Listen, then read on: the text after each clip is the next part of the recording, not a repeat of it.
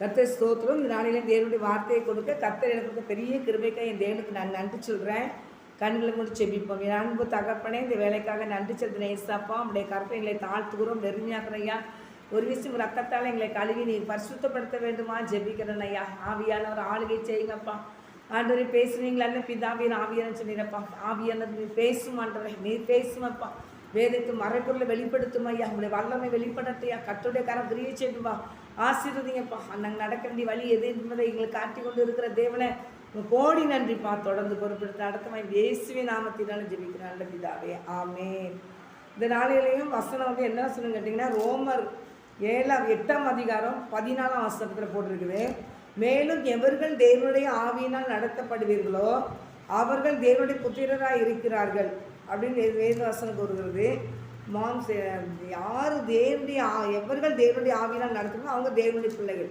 அப்போ கர்த்தருடைய ஆவியினால் நம்ம என்ன செய்யணும்னா நடத்தப்பட வேண்டும். கர்த்தருடைய ஆவியினால் நடத்தப்பட்டதா என்ன செய்ய முடியும், நம்ம ஆண்டவருடைய பாதையில் நடக்க முடியுமே தவிர ஆவியால் நம்ம அவருடைய பாதையில் நடக்காதபடி மனம் விரும்பினபடி போய்கிட்டு இருந்தோம்னா அது சரி வராது. ஏன்டா அதில் வசனம் போட்டிருக்கேன், 13ஆம் வசனம் போட்டிருக்கு, மாம்சத்தின்படி பிழைத்தால் சாவீர்கள், ஆவியினாலே சரீரத்தை செய்கைகளை அழித்தால் பிழைப்பீர்கள் அப்படின்னு. அப்போ கர்த்தருடைய ஆவியினாலே என்ன செய்யணும், நம்ம பிழைக்கணும். அவருடைய ஆவியானவர் நமக்குள்ள இருக்கிறார். எங்கன்னா பிதா பழைய ஏற்பாடு தான் பழைய பிதா இருந்தார்.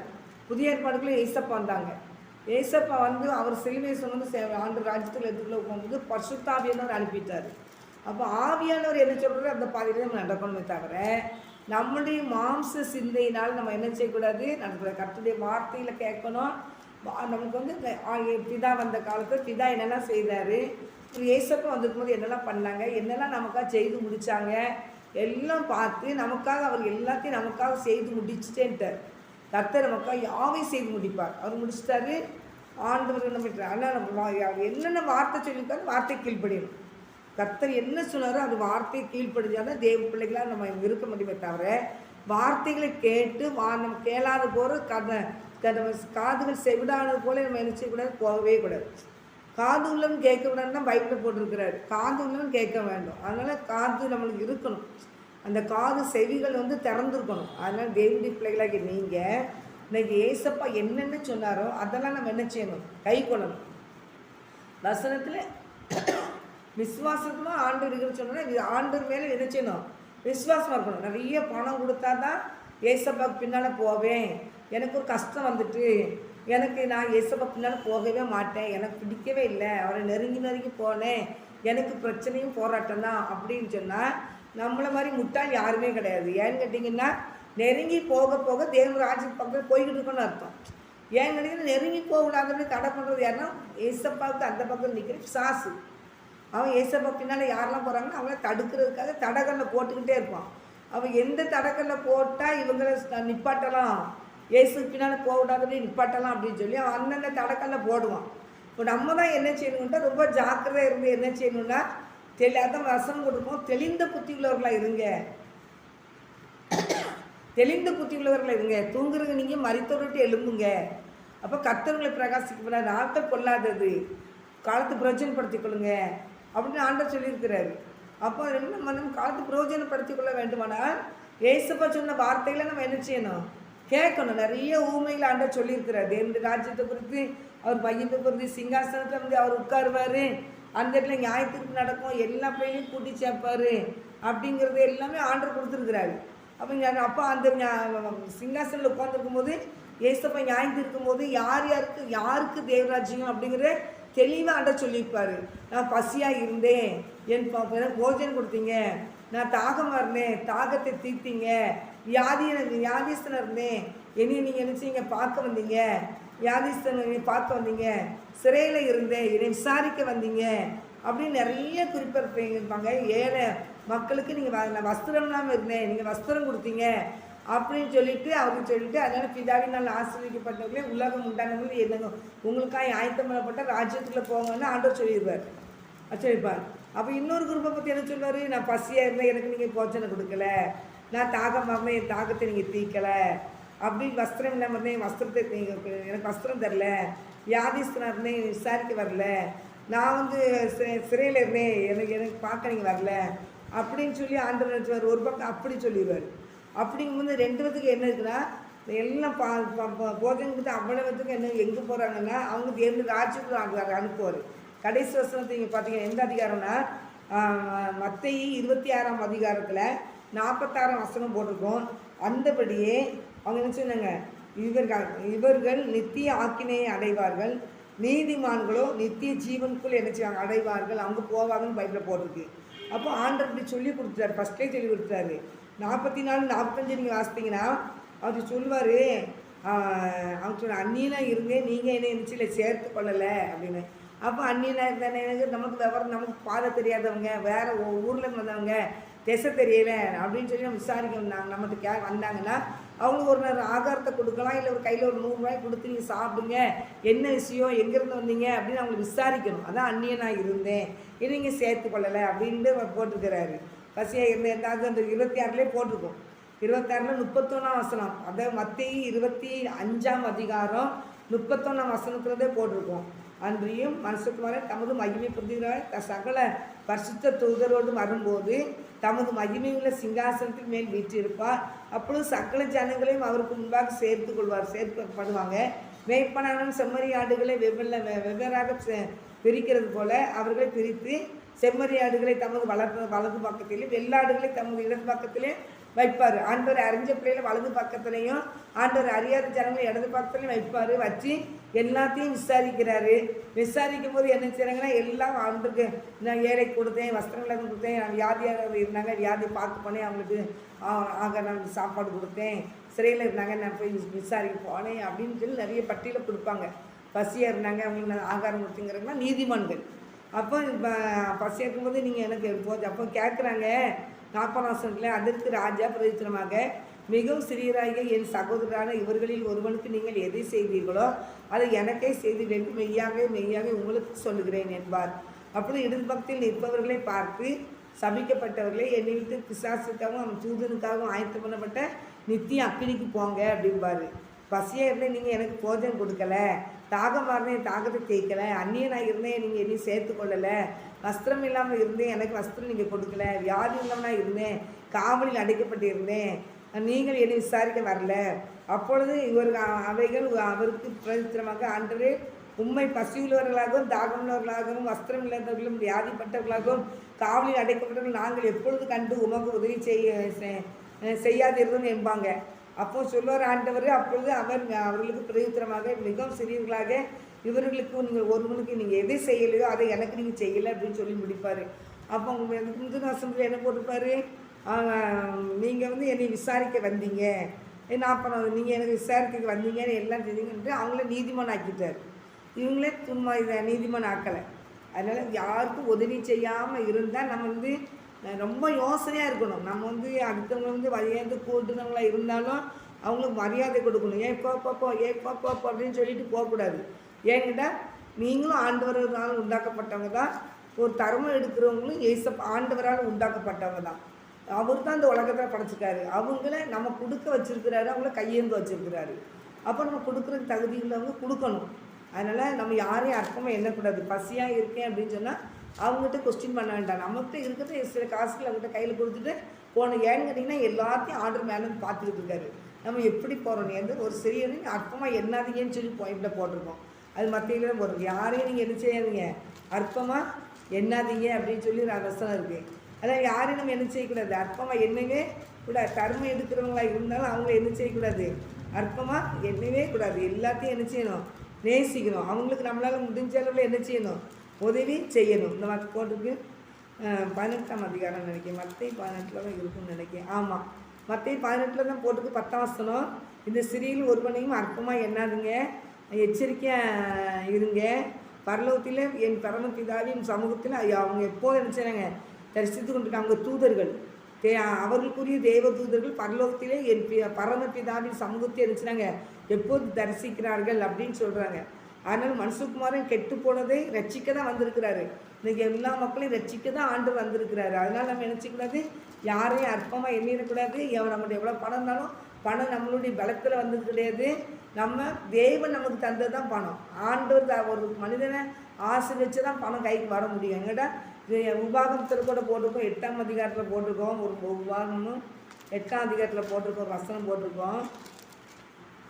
ஆண்டவருக்கு தகுந்த வசனத்தை எடுப்பேன். அதனால் கொஞ்சம் எடுக்கிறதுக்கு ஆண்டு முதல் தர மாட்டார்.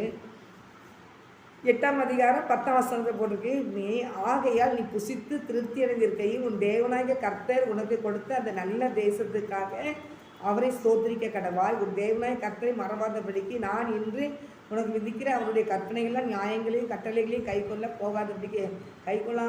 போகாதபடிக்கு எச்சரிக்கையாரு. நீ புசித்து திருப்தியாகி நல்ல வீடுகளை கட்டி அவைகளில் குடியிருக்கும் போது உன் ஆடு மாடுகள் திரட்சியாகி உனக்கு வெள்ளியும் பொண்ணும் பெருகி உனக்கு உண்டானவைகளெல்லாம் வர்த்திக்கும் போது உன் இருதயம் மேட்டிமையாகக்கூடாது.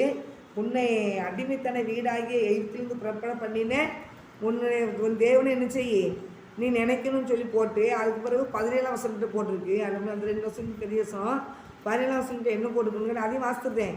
உன்னுடைய பின்னாட்களுக்கு உனக்கு நன்மை செய்யும் பொருட்டு உன்னை சிறுமைப்படுத்தி உன்னை சோதித்து கொள்ளிவாய் சர்ப்பங்களுக்கும் தேள்களுக்கும் நீ தண்ணீர் இல்லாத வறட்சியும் உள்ள பயங்கரமான பெரிய வனாந்திரத்துக்கு நினச்சி பாறையான கண்மலையிலிருந்து தண்ணீர் புறப்பட பண்ணினவரும் உன் பிதாக்கள் அறியாத மன்னாவினால் வனாந்திரத்திலே உன்னை போஷித்து வந்தோருமான உன் தேவனாகிய கர்த்தரை நீ மறவாமலும் அப்படின்னான்னா ஆண்டவர் நமக்கு என்ன செய்கிறாரு, பிதாக்களின் அறியாத மன்னாவினால் வனாந்திரத்தில் உன்னை நம்ம எவ்வளோ வறட்சியான பாதையில் வரும்போது நம்மளுக்கு ஆகாரத்தை கொடுத்து நல்லபடியாக வழி நடத்தி வராரு. இந்த கொரோனா காலத்தில் நிறைய என்னை யாரும் ஒன்றும் குறைச்சிட முடியாது, எல்லாத்தையும் ஆண்டவர் ஆசிரிச்சார். நல்ல போஜனத்தை கொடுத்தாரு, நல்ல சாப்பிட கண்டுக்குவேன். அவரை தேடுகிற பிள்ளைகளுக்கு ஒரு பிள்ளைகளுக்கு அவர் குறை வைக்கல. அவரை தேடுகிற பிள்ளைகள் நான் எப்பவும் சாப்பிட்ற பிள்ளைகள் அந்த கொண்டாண்டத்தை நல்லா சாப்பிட்டாங்க, நல்ல ஸ்நாக்ஸ் சாப்பிட்டாங்க, நல்ல பயிர் வகைகள் சாப்பிட்டாங்க, வீட்டுக்குள்ளே கதவை கூட்டிகிட்டு நல்லா சமைச்சு சாப்பிட்டாங்க, நல்ல ஸ்நாக்ஸ் சாப்பிட்டாங்க, நல்லா சாப்பிட்டாங்க. கர்த்தரை ஜெபிக்கிற பிள்ளைகள், கர்த்தரை பயபக்தியோடு தேடுகிற பிள்ளைகளுக்கு யாருக்கும் ஆண்டவர் குறை வைக்கவே இல்லை. அவ்வளோ அழகாக ஆண்டவர் கொடுத்தாரு. அந்த தேவனை நம்ம நினைச்சக்கூடாதான், மறக்கவே கூடாது. மறக்காத, இது என் சாமர்த்தியம் என் கையின் பலனும் இந்த ஐஸ்வர்யத்தை எனக்கு சம்பாதித்தது என்று நீ உன் இருதயத்தில் சொல்லி கொள்ளாமல் இருக்க எச்சரிக்கையாக இருந்து உன் தேவனாகிய கர்த்தரை நினைப்பாயாக. அவரே உன் பிதாக்களுக்கு ஆணையிட்டு கொடுத்த தம்முடைய உடன்படிக்கையை உறுதிப்படுத்தும்படி இந்நாளில் உனக்கு உண்டாயிருக்கிறது போல ஐஸ்வர்யத்தையும் சம்பாதிக்கிறதுக்கான பலனையும் உனக்கு கொடுக்கிறவர். அவர் தான் கொடுத்தாரு, அவர் தான் நமக்கு அந்த பலனை கொடுத்தாரு. நல்ல உயர்ந்த இடத்துல இருக்கிறோமா, இல்லை 3 நேரம் குறையில்லாமல் சாப்பிட்றோமா, எல்லாம் ஆண்டுடைய கிருபை. நம்மளுடைய பலன் ஒன்றுமே கிடையாது. அதனால நம்ம சம்பாத்தியம் அப்படின்னு நினச்சிட்டு நம்ம நல்ல மேல இடத்துல இருக்குன்னு சொல்லி இந்த ஏழைகளையும் மக்களையும் அற்பமாக எண்ணிடக்கூடாது. என்கிட்ட அந்த ஐஸ்வர்யனை பற்றி நம்ம பைபிளில் போட்டிருக்கோம். அந்த ஐஸ்வர்யனை பற்றி என்ன போட்டிருக்குது, அந்த ஐஸ்வர்யனாக இருக்கிறான், ஒரு தரித்திரம் வாசலில் படுத்துருக்குறான். இப்போ படுத்துனாலும் சரி தான், ரோட்டில் போகிறவனாலும் சரி தான், அந்த தரித்திரனுக்கு அவன் என்ன செய்யலை, நன்மை செய்யலை. அந்த தரித்திரனுக்கு என்ன செய்யலை, அவன் நன்மை செய்யலை. அவனுக்கு அவனை நினைக்கல, அவனை அற்பமாக எண்ணிட்டாங்க, நவட்டிட்டாங்க. அவனுக்கு நீங்கள் போகிற பாதையில் யாராக இருந்தாலும் என்ன செய்யணும் அப்படின்னா கொடுத்துடணும். நம்ம உங்களால் முடியலை, காரில் போனாலும் கூட நீங்கள் காரை கூட நிப்பட்டி உங்ககிட்ட கையெந்திரிக்கு ஒருத்தவங்க நிற்காங்கன்னா உங்ககிட்ட இருக்கிற காசு ஒரு 10 ரூபாயோ ஒரு 20 ரூபாயோ நீங்கள் கையில் கொடுத்துருங்க. சாப்பிட வழி இல்லாமல் நின்னாங்கன்னா ஒரு 50 ரூபாய் காசு கொடுத்து ஏதாவது வாங்கி சாப்பிடுன்னு சொல்லுங்கள். அது ஆண்டவர் உங்களுக்கு கனப்படுத்துவார். இது எல்லாமே நமக்கு தாழ்ந்தோம், ஆண்டவர் தான் தாராரு. அதனால் நம்ம பலன் ஒன்றுமே இல்லை, நம்ம சாமர்த்தியம் ஒன்றுமே இல்லை. நம்மளை ஆசீர்வதிக்கிறது ஆண்டவர், அவருடைய கருத்துக்குள்ள நம்ம அடங்கி இருக்கணும். அதனால் தேவனுடைய பிள்ளைகளாகி நீங்கள் மாம்சத்தின்படி எது செயல்படாங்க. மாம்சம் எது நன்மை செய்ய உதவி செய்யாது. எங்கிட்ட மாம்சம் என்ன செய்யணுண்டா, வேண்டாம் நீ போய்கிட்டே இரு, உனக்கு நேரம் ஆகிட்டு நீ போய்கிட்டே இரு, கொடுக்காண்டாங்க அவங்க, அது அவங்களுக்கு வேறு வேலையும் இல்லை அப்படின்னு பல காரியங்களை பேச சொல்லும். ஆனால் நம்ம ஆவியானவர் நமக்குள்ளே இருப்பார்னா என்ன சொல்லுங்கன்னா, கொடு, அவன் எங்கே போவான், அவனோட கையெழுதி நிற்கிறான்ல, அவனுக்கு எதாவது ஆக கொடு அப்படின்னு சொல்லுவார். ஆவியானவர் உதவி செய்ய நம்மளை உதவி செய்ய வைப்பார். நம்ம பரலோகத்துக்கு கூட்டிகிட்டு போகிறதுக்கு ஆவியானவர் வந்திருக்கிறாரு. அதான் வசனம் போட்டிருக்கோம், எபேசியர் 5ஆம் அதிகாரம் 4ஆம் அதிகாரத்தில் போட்டிருக்கோம், வசனம் போட்டிருக்கோம். என்ன போட்டிருக்கோன்னா, உனக்கு கொடுக்கப்பட்ட முத்திரையாய் கொடுக்கப்பட்ட பரிசுத்த ஆவியானவர் நீ என்ன செய்யாத, துக்கமே படுத்திடாத அப்படின்னு ஒரு வசனம் இருக்கும். நீ என்ன செய்யாத, துக்கப்படுத்திடாத, உனக்கு கொடுக்கப்பட்ட பரிசுத்த ஆவியானவரை துக்கப்படுத்தாத அப்படின்னு சொல்லியிருப்பார் ஆண்டவர். அப்போ நமக்கு கொடுக்கப்பட்ட பரிசுத்த ஆவியானவர் நம்ம என்ன செய்யக்கூடாது, துக்கம் படுத்தவே கூடாது. அப்போ அவர் நமக்குள்ளே இருந்து அவர் இயல்பு நம்மளை ஏற்றிக்கிட்டு இருக்கார். நமக்குள்ளே இருந்து அவர் ஒவ்வொரு காரியத்தையும் செய்து கொண்டிருக்கிறாரு. நமக்குள்ள மிஷினே அவர் தான். நமக்கு வந்து அவர் என்ன சொல்கிறாரோ அந்த பாதையில் நடந்தால் தான் தேவராட்சியத்துக்குள்ளே போக முடியுமே தவிர மாம்சம் விரும்பினபடி செயல்பட்டோம்னா அந்த இடத்துக்கு என்ன செய்ய தேவ ராஜ்யத்துக்குள்ளே போகவே முடியாது. 4ஆம் அதிகாரம் எபேசியர் 4ஆம் அதிகாரம் 30ஆம் வசனம். அன்றியும் நீங்கள் மீட்கப்படும் நாளுக்கென்று முத்திரையாய் பெற்ற தேவனுடைய பரிசுத்த ஆவியை துக்கப்படுத்தாதீர்கள் அப்படின்னு வசனம் இருக்குது. அதுக்கு முந்தின வசனத்தை நீங்கள் பார்த்தீங்கன்னா 29ஆம் வசனத்தில் கெட்ட வார்த்தை ஒன்று உங்கள் வாயிலிருந்து புறப்பட வேண்டாம், பக்தி விருத்திக்கு ஏதுவான நல்ல வார்த்தை உண்டானால் அதையே கேட்குறவங்களுக்கு பிரயோஜனம் உண்டாகும்படி பேசுங்கள். கேட்குறவங்களுக்கு பிரயோஜனம் உண்டாகும்படி பக்தி விருத்திக்கான வார்த்தைகளை நீங்கள் பேசுங்க. ஏசப்படைய வசனத்தை சொல்லுங்கள். ஏசப்பா எதுக்கு இந்த உலகத்துக்கு வந்தார், இயேசுவை ஏற்றுக்கொள்ளுங்க, இயேசுவை நேசிக்கிற நான் சொல்லியே ஏசப்பா அவங்க ஏற்றுக்கொள்ள போகிறாங்க அப்படின்னு நீங்கள் முடிவு பண்ணாதீங்க. ஏசப்பா நம்ம சொல்லி நம்ம மூலிமா தான் ஆண்டவர் பேசுவார். அதனால் இந்த பேசுவீங்களே பிதாவியன் ஆவியானவர் சொல்லியிருக்கிறாரு. அதனால் கர்த்தருடைய பிள்ளைகளை நம்ம என்ன நம்ம சொல்லி அவங்க கேட்க மாட்டாங்க. நம்மளாம் எந்த ஆத்மாக்களையும் ரட்சிப்பில் வழிநிறுத்த நம்மளுக்குள்ள எந்த தகுதியும் இல்லை அப்படின்னு நீங்கள் நினைக்காதீங்க. ஆண்டவரே என் மூலயமா எனக்கு ஆத்மாக்களை என்னை ரட்சிப்பில் நடத்துறதுக்கு எனக்கு அந்த பாக்கியத்தை தாங்க, கிருபை தாங்கன்னு சொல்லுங்கள். அதனால தேவனாய் கர்த்தர் உங்களை கொண்டு தான் பெரிய காரியத்தை செய்கிறதுக்கு அவர் என்ன செய்ய ஆவியான திட்டமுள்ளவராக இருக்கிறார். அதனால் நீங்கள் என்ன செய்யக்கூடாது, என்னையை கொண்டு நாளாக ஒரு இதுக்கு நான் லாய்க் கிடையாதுன்னு சொல்லாதீங்க. ஏசப்பா உங்களை கொண்டு தான் பெரிய காரியங்களை ஆண்டவர் செய்வார். அதனால் தேவனுடைய பிள்ளைகளாக நீங்கள் ஆண்டவருக்கு உங்களை முழுமையாக ஒப்பு கொடுத்து ஏசப்பாக்குள்ள நீங்கள் நினைச்சிருந்தீங்கன்னா உங்களை கொண்டு பெரிய காரியங்களை அசைப்பார், பெரிய காரியங்களை செய்வார். தேசத்தை உங்களை கொண்டு தான் அசைப்பார். அதனால் நீங்கள் உங்களை கொண்டு இடப்படாதீங்க. எல்லாத்தையும் ஆவியானவர் இருக்கிறாரு. ஆவியானவர்கிட்ட என்ன செய்ய ஆவியானவர் நமக்குள்ள இருந்து என்ன செய்யணும், ஏக விடுங்க. ஆவியானவருக்கு விரோதமான காரியங்களை பேசாதீங்க. என்னோட கெட்ட வார்த்தை ஒரு வாயிலேருந்து என்ன செய்ய வேண்டாம், புறப்பட வேண்டாம். பக்தி விருத்தியான வார்த்தைகளை என்ன செய்ய பேசுங்க, அடுத்தவங்களுக்கு பிரோஜனமான வார்த்தைகளை பேசுங்க அப்படின்னு ஆண்டவர் சொல்லியிருக்கிறாரு. வாயில் டக்கு டக்குன்னு செய்யறவங்களுக்கு கெட்ட வார்த்தை வந்துடும், டமால்னு வந்துடும் வார்த்தை. ஆனால் என்ன செய்யக்கூடாது, அது ஆண்டவர் விருப்பப்படவே மாட்டார். அது விருப்பம் அப்படி வந்துச்சுன்னா ஆண்டவரே தெரியாமல் சொல்லிட்டேன் மன்னிச்சுங்க, கெட்ட வார்த்தை வாயிலேருந்து வராமல் பார்த்துக்கோங்கன்னு. இன்றைக்கி நிறைய ஊழியக்காரங்க வாயிலையும் கெட்ட வார்த்தை, விசுவாசிகள் கெட்ட வார்த்தை, அவங்க பாட்டுக்கு பேசுகிறாங்க. அன்னைக்கு பேசவே கூடாது. தேவனுடைய பிள்ளைகளாக்கி நீங்கள் ஆண்டுக்கு பயந்து நடக்கணும். நான் அதில் போட்டிருக்கு, அந்த முத்திரையாக கொடுக்கப்பட்ட பெற்ற தேவனுடைய பரிசுத்தாவே நீங்கள் துக்கப்படுத்தாதீங்க. அப்படின்னா நம்ம துக்கப்படுத்த நம்மளுக்கு வெளியே போயிடுவார் ஆண்டவர் ஆவியானவர். அதனால் ஆண்டவர் பிதா வந்து ஏசப்பா அனுப்புனாங்க, ஏசப்பா பரிசுத்தாவினர் அனுப்பியிருக்காரு. நம்ம அவர் என்னென்ன ஆலோசனை சொல்கிறாரோ அந்த ஆலோசனை பிறகு நடந்தால் தான் தேவநாயக ராஜ்யத்துக்கு நம்ம போக முடியும். அதோட நான் ஒரு வசனம் சொல்லியிருந்தேன் இதில் 1 யோவான் 2ஆம் அதிகாரத்தில் நமக்கு ஒரு வசனம் கொடுத்துருக்கு. 26, 27, 28 உங்களை வஞ்சிக்கிறவர்களை குறித்து இவைகளை உங்களுக்கு எழுதியிருக்கிறேன். நீங்கள் அவரால் பெற்ற அபிஷேகம் உங்களில் நிலைத்திருக்கிறது, ஒருவரும் உங்களுக்கு போதிக்க வேண்டியது இல்லை. அந்த அபிஷேகம் சகலத்தையும் குறித்து உங்களுக்கு போதிக்கிறது, அது சத்தியமாக இருக்கிறது, பொய்யல்ல. அது உங்களுக்கு போதித்தபடியே அவரில் நிலைத்திருக்க. நமக்குள்ளே இருக்கிற ஆவியானவர் நமக்குள் என்ன சொல்கிறாரோ அது நமக்கு செய்யணும். அவர் நமக்கு வந்து யாரும் போதிக்கணும் அவசியமே கிடையாது. நமக்குள்ளுக்கு ஆவியான சொல்லுவார், இந்த இடத்துல நில்லு, இந்த இடத்துல பண்ணி அங்கே போகும் பாரு, இதை பேசும் பாரு. அவங்க கண்ணீர் அடிக்காங்கல்ல, அந்த இடத்துல அவங்கள கண்ணீரை தொடச்சி அவங்களுக்கு ஆறுதல் சொல்லுவார். நிறைய காரியத்தை சொல்லுவார், நிறைய இது போகாதன் பாரு ஆண்டவர். அதனால் அவர் உள்ளே இருந்து ஆவியானவர் என்ன சொல்கிறாரோ அதையும் நம்ம கேட்கணும். ஏசப்பா வசனத்தை கொடுத்துருக்காங்க, வார்த்தைக்கு கீழ்ப்படியணும். அதனால் பரிசுத்தவான்கள் கடந்து வந்த பாதையில் நம்ம பார்க்கணும். எனக்கு ஒரு போராட்டம் வந்துச்சுன்னா எனக்கு ஏன் இந்த போராட்டம், ஏசப்பா எனக்கு நம்ம பாவத்தை அறிக்கிச்சோங்க. ஆண்டவரே என்கிட்ட பாவம் நிறையா இருக்கேன், இந்த பாவத்துலேருந்து எனக்கு நல்ல ஒரு விடுதலை தாங்க ஏசப்பா. நான் ஆண்டவரே உமக்கு பிரியமில்லாத காரியத்தை நான் பேசிடுறேன், உமக்கு பிரியமில்லாத காரியத்தை செய்துடுறேன், உமக்கு பிரியமில்லாதவங்க நிற்கிற இடத்துல நின்று நான் பல பேசிடுறேன். எனக்கு இழந்த விடுதலை கொடுத்து நான் வந்து உங்கள் ஆலை கொண்டு ஜெபம் வந்து வீடு குடும்பம் வந்துன்னு சொல்லி இருந்து நான் போகிறதுக்கு எனக்கு உதவி செய்யுங்க அப்படின்னு சொல்லி கேட்கும்போது ஆண்டவர் நடத்துவார். தேவையில்லாத கருத்தை பேசும்போது அவங்களும் நினச்சிடாங்க இன்றைக்கி பக்தி வேஷத்தை போட்டு தரிக்கிறாங்க, வேஷத்தை போட்டு தரிச்சிக்கிட்டு இருக்கிறாங்கன்னு வசனம் இருக்குது. அதனால் நம்ம வேதக்காரங்க வந்து நம்ம வேஷம் போட்டு தெரியக்கூடாது. நம்ம வந்து வேதக்காரங்களாகவே இருக்கணும், கர்த்தருடைய வார்த்தையை சுமக்கிறவங்களாக இருக்கணும், கர்த்தரை சுமக்கிற ஒரு பெட்டியாக நம்ம இருக்கணும். வசனங்களும் எல்லா மக்களும் சொல்லணும். ஏசப்பா அந்த உலகத்துக்கு ஏன் வந்தார், எதுக்கு வந்தார், ஏன் நம்ம வெறுமையான ஒரு கிறிஸ்தவ வாழ்க்கைக்கு வரல. ஏசப்பா வந்து நம்மளை ரட்சிப்புக்குள்ள வந்திருக்காரு, ரட்சிக்க வந்திருக்கிறாரு, பரலோக ராஜ்யத்துக்குள்ளே போகணும். அதுதான் முக்கியம் நமக்கு. அதனால் இந்த வசனம் கொடுத்து பரிசுத்தாவே நமக்குள்ளே இருக்கும்போது ஆவியானவரே நமக்கு சில காரியங்கள் நினச்சி வரான், நம்மளுக்கு போதிப்பாராம், அவர் போதிக்கிறார். அதனால் தேவனுடைய பிள்ளைகளை நீங்கள் அவர் 29ஆம் வசனம் போட்டிருக்கு, 28 பொறுத்து, இப்படி இருக்க பிள்ளைகளே, அவர் வெளிப்படும் போது நாம் அவர் வருகையில் அவருக்கு முன்பாக வெட்கப்பட்டு போகாமல் தைரியம் உள்ளவர்களாக இருக்கும்படிக்கு அவரில் நிலைத்திருங்கள். ஏசப்பாக்குள்ள நிலைத்திருக்கணுமே தவிர அந்த உலக மாயக்குள்ளே சாஞ்சிடக்கூடாது. உலக மாயக்குள்ளே நீங்கள் பயிராதீங்க. ஏசப்பா பிடிச்சிக்கோங்க.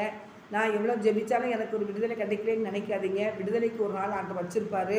பைபிள் தான் பரிசுத்தவான்கள் கடந்து போனாங்க. அவங்களும் நீங்கள் நினைக்கணும். ஏன்னு கேட்டிங்கன்னா, ஒவ்வொருத்தவங்களுக்கும் இத்தனை வருஷம் ஆண்டு வச்சுருப்பாரு. யோசேப்புக்கு 13 வருஷம் வச்சுருந்தாரு விடுதல் பண்ணி வெளியே கொண்டு வருக்கு. அது வரைக்கும் படாதான் பட்டான். அப்புறம் ஆபிரகாம் பார்த்தீங்கன்னா 25 வருஷம். ஆபிரகாம் 25 வருஷத்துக்கு பிறகு தான் அவருக்கு ஆண்டு கொடுத்த வாக்குத்தத்தை நிறைவேறிச்சு. அப்படி எல்லா தீர்க்கதரிசிகளுக்கும் எல்லா ஊழியக்காரங்களுக்கும் அவருக்கு என்ன செஞ்சாங்க, ஆண்டு முன் வச்சுருந்தாங்க. அதே மாதிரி ஒவ்வொரு பிள்ளைகளுக்கும் ஒவ்வொரு பிரச்சனைகளும் வெளியே கொண்டு வரதுக்கு சில வருஷங்கள் ஆண்டு வச்சுருப்பாரு. அதனால் நம்ம ஜோம் பண்ணிகிட்டே இருக்கணும். நம்ம ஒன்று எங்கேயும் கொண்டு போகிறது அவரோட விடுதலை பண்ணி தான் ஆண்டு கூட்டிகிட்டு போகிறார். அதனால் தேவனுடைய பிள்ளைகளாக நீங்கள் எதையும் குறித்து பயப்படாதீங்க. ஆண்டவர் நமக்கு என்ன சொல்லியிருக்காரோ அதன்படி நடங்க. ஆவியான நமக்குள்ளே இருக்கிறவர் போதிச்சுக்கிட்டே இருப்பார். அதனால் ஆவியான போதிக்கிறத கேட்டு அதன்படி நடங்க. கர்த்தர் உங்களை கொண்டு பெரிய காரியங்களை செய்வார். அதனால் எதையும் குறித்து பயப்படாதீங்க. பின்மாறி போயிடாதீங்க, பின்மாற்றத்துக்கு போயிடாதீங்க. இன்னும் நெருங்கி வாங்க. நெருங்கி வர பிசாசு என்ன செய்வான்னா நம்மளை நெருங்கி போக விட மாட்டான். சரி, நம்ம எதுக்கு போட்டு நெருங்கி போய் என்னத்தை சாதிக்க போகிறோம்னாச்சுன்னா, நித்திய காலத்தையும் அக்னியில் கொண்டு தள்ளிடுவோம் பிசாசு. நித்திய காலமாக அக்னியில் கலந்து வேதனைப்படுன்னு சொல்லி போட்டுருவான். இருள் நிறைஞ்ச இடம், சாகாத புழு கிடக்குது, அங்கே அக்னி எரிஞ்சிக்கிட்டே தான் இருக்கும். அந்த அக்னி எரிஞ்சிக்கிட்டே கிடக்கிற இடத்துல கொண்டு தள்ளி விட்டுருவான். மாம்சம் இந்த மண்ணில் எடுத்த மாம்சத்தை மண்ணில் தூக்கி போட்டாச்சு. ஆவியானவர் ஆண்டவர் கொடுத்தது ஆண்டவர்கிட்ட போயிட்டு, ஆவியானவர் தேவன் கொடுத்தது ஆவியானவர் அங்கே போயிட்டு ஆத்மா வைத்திருக்கிறார். இந்த ஆத்மா நாங்கள் இப்போ எப்படி இருக்கோமோ அங்கே இளைப்பாறுதலை கொண்டு வச்சுருப்பாரு. ஆனால் நியாயம் இருக்கும் போது நம்மளுக்கு நல்ல சரீரத்தை கொடுத்து சூப்பராக அழகு ஆகிக்கொண்டு முன்னாடி நிப்பாட்டுவார். நியாயத்திற்கு நடக்கும். அப்போ ஆத்மா அங்கே இருக்கும், உட்காந்துருக்கும். ஆனால் நீங்கள் எப்படி இந்த உலகத்தில் இருக்கிறீங்களோ அது அப்போ நீங்கள் இருக்கிற பொருளை வச்சு தான் அந்த ஆத்மா பகலவுக்கு போகுமா அக்னிக்கு போகுமாங்கிறது உங்களை நம்பி தான் அந்த ஆத்மா உள்ளே இருக்குது. ஆண்டவர் கொடுத்தது அந்த ஆத்மாவை நீங்கள் பத்திரப்படுத்தி தேவனுக்கு பயந்து ஆண்டவர் பயந்து அவர் கீழ்ப்படிஞ்சு ஆவியானவர் என்ன சொல்கிறான்னு கேட்டு அதன்படி நடக்கும்போது போராட்டங்கள் பிரச்சனையும் பிசாசு கொண்டு வருவோம். அந்த ஆத்மா அக்னியில் தள்ளுறது.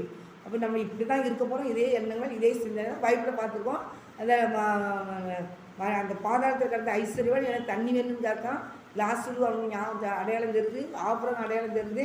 இதே மாதிரி தான் இருக்கும். நம்ம அங்கே இருப்போம். அதனால் நியாயம் இருக்கும்போது அக்னிக்கு போயிடக்கூடாது. நீங்கள் அக்னியில் போனீங்கன்னா அவன் நித்திய கிளம்பி தள்ளி விட்டுருவான். அங்கே தான் கடந்து வேந்துக்கிட்டு இருப்பாங்க. அந்த ஆத்மா கிடந்து வேகம், உங்கள்கிட்ட இருக்கிற ஆத்மா அங்கே கிடந்து வேகம்.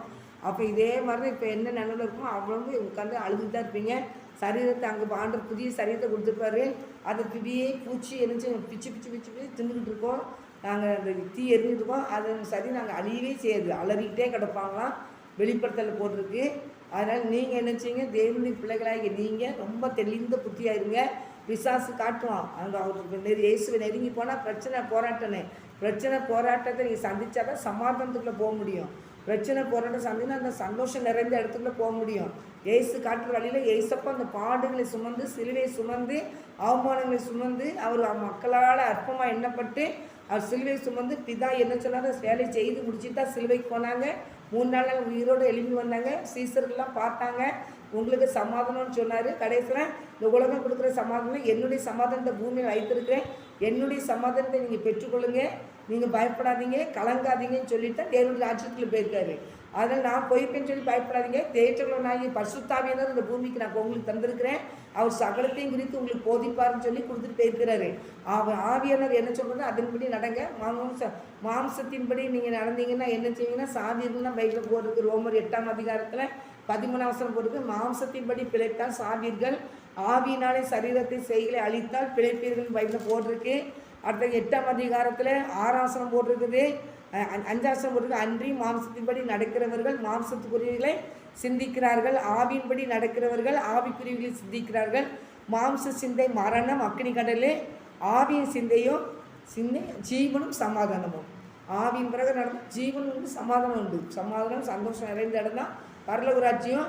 அந்த இடத்துக்கு தான் போகணும். அதுதான் இந்த உலகத்தில் என்ன பாடுல பட்டாலும் சந்தோஷம் நிறைந்த இடத்துல போகிறா இருந்தால் நீங்கள் ஆண்டவருக்கு முழுமையாக 100 ஒப்பு கொடுத்து ஆண்டு சொல்ல ஜெவமணி நீங்கள் என்ன செய்ய ஜெயத்தை எடுத்து ஜெயமுள்ள ஒரு வாழ்க்கையை பெற்றுக்கொண்டு ஜெயம் உள்ளவன் தான் ஆண்டவருக்கு தூணாக நிறுத்துவேன்னு இருக்கிறாரு. ஜெயம் உள்ளவன் தான் ஜீவக்கனியை புசிப்பான்னு சொல்லி போட்டுக்காரு. ஏதேன் தோட்டத்தில் உள்ள ஜீவக்கனியை அணிஞ்சு அவன் புசிப்பான். என்னச்சுன்னா முதல்ல ஒரு கனியை புசிச்சான், சர்ப்பம் வஞ்சித்துட்டு ஆதாம் ஏவால. ஆனால் ஆண்டு நமக்கு ஒரு ஜீவக்கனியை வச்சிருக்காரு தோட்டத்தில். அந்த கனியை நீங்கள் புசிப்பீங்கன்னு போட்டிருக்கிறாரு. சந்தோஷம் நிறைந்த இடத்துல வாழ்ந்து கூட்டிகிட்டு போயிடுவார். அதனால் நீங்கள் இந்த உலகத்தில் மாயை நம்பி ஏமாந்துடாதீங்க. ஆவியானவர் என்ன சொல்கிறத கேட்டு நடங்க. ஏசப்பா என்ன வார்த்தை கொடுத்தாங்களோ அந்த வார்த்தையை கேட்டு கீழ்ப்படிங்க. ஆவியானவர் வழி நடத்துவார். பிதா என்ன செய்வார்? பிதா தேவகுமாரன் அவர் என்ன சொல்கிறாரோ அதன்படி நீங்கள் செய்யுங்கன்னு இருக்காரு. அதனால் நீங்கள் அவர் என்ன சொல்கிறார் அப்படி செய்வோம். பரிசுத்தவான்கள் கடந்து போன பாதை பிதா இருக்கும்போது பரிசுத்தாவில இருந்து கடந்து போன எல்லா பாதைகளையும் பார்ப்போம். அவங்க எவ்வளோ பாதைகளை கடந்து போய் தேவராஜ்யத்தை பிடிச்சாங்கங்கிறது இருக்குது. பைபிள் தொடக்கந்து முடிவரையும் ஆவியானவரால் எழுதப்பட்டது. தேவனுடைய வார்த்தைக்கு கீழ்ப்படிங்க, கர்த்தர் ஆசீர்வதிப்பார். கண்கள் ஜெபி. அன்பு தகப்பனே, இந்த வேலைக்காக நன்றி செலுத்தின இயேசப்பா, உடைய பாதத்தைகளை தாழ்த்துகிறோம், வெறுமையாக்குறோம். கர்த்தருடைய ஆவியானவர் கிரியை செய்யுங்க, ஆசீர்வதிங்க. பேசுகிற வார்த்தைக்காக நன்றி. தடைகளை நீக்கி போடுங்க. உங்கள் நாம மகிமைப்படட்டும். இயேசுவின் நாமத்தில் ஜெபிக்கிறேன் நல்ல பிதாவே. ஆமேன் ஆமேன் ஆமேன். கர்த்தர்களை ஆஸ்வதிப்பாராக. இந்த கேசட்டில் இதில் 15 நிமிஷத்துக்கு மேலே செய்தி அடிச்சு எடுக்க முடியாது. அதனால் இந்த இருக்காது. அதனால் 2 போட்டு விட்றேன். ஒரு மொதல் பாகமும் 2 பாகம் என் மருமக போட்டு விடுவான். அதனால் நீங்கள் அப்படி 2 பாகத்தையும் பார்த்துருக்கேன். சரியா? கர்த்தர்களை ஆஸ்வதிப்பாராக. ஆமேன்.